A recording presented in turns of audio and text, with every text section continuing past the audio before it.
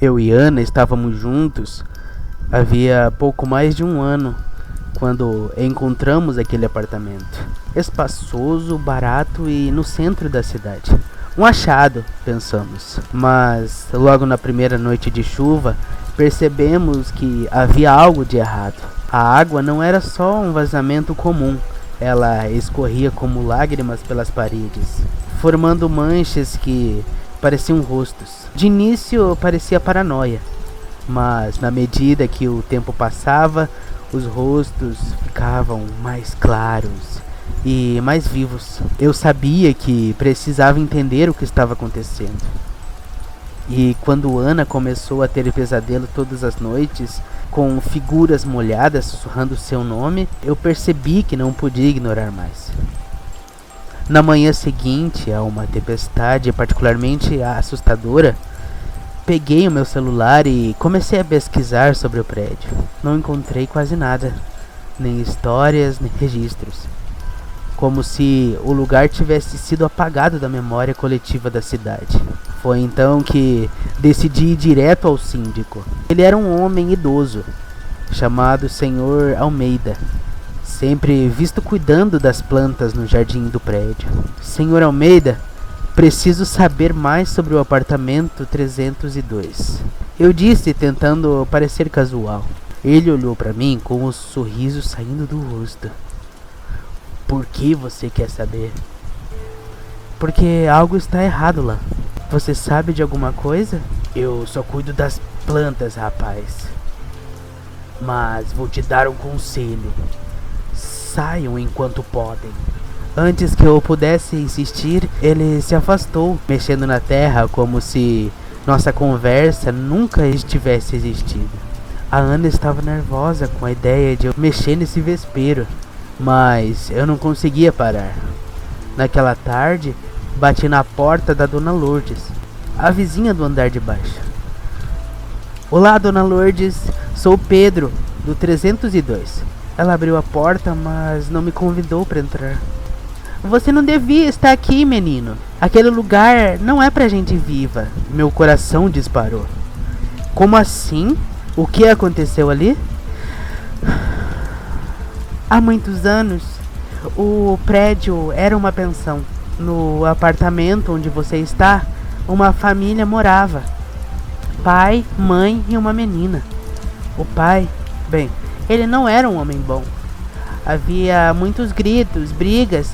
Dizem que uma noite de tempestade, ele acabou com a família inteira.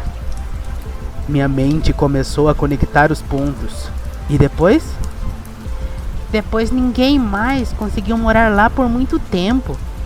Ouvi histórias de pessoas vendo coisas, rostos nas paredes, vozes na chuva.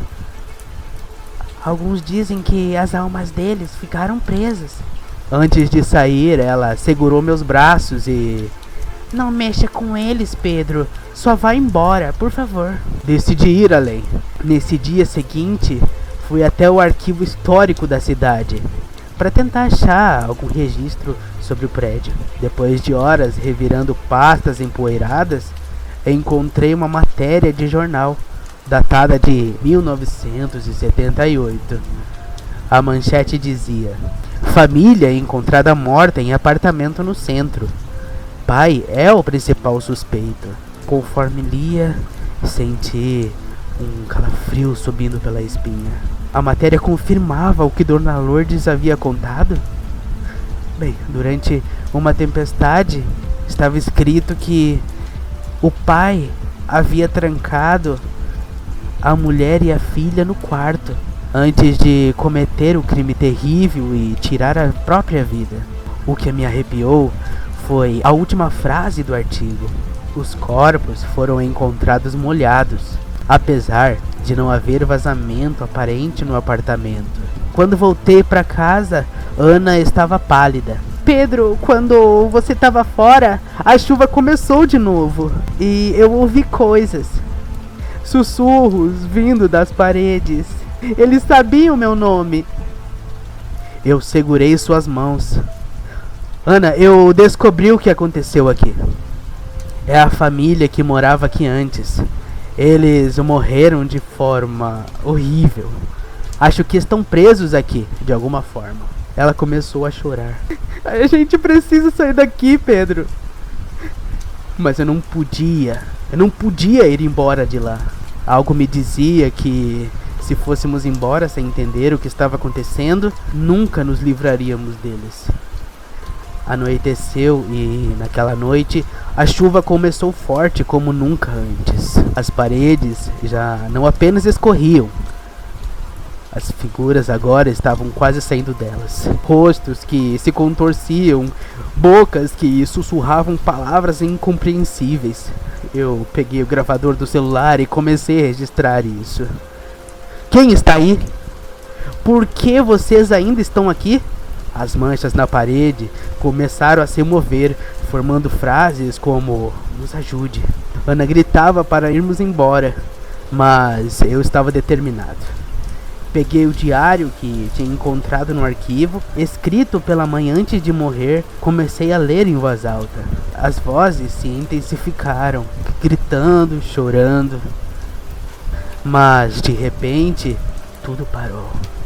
O silêncio voltou pesado como no dia em que nos mudamos. E então, uma voz de mulher, clara como o dia, disse: "Obrigada". Na manhã seguinte, arrumamos nossas coisas e fomos embora. Não havia mais manchas nas paredes, nem sussurros, apenas um vazio assustador. Antes de fechar a porta pela última vez, olhei para dentro e vi algo que nunca vou esquecer. No reflexo da poça que ainda restava no chão, havia 3 figuras sorrindo para mim. Eles só queriam ser ouvidos, mas não cometa o mesmo erro que eu. Nem em todo lugar querem sua ajuda. Alguns só querem sua alma.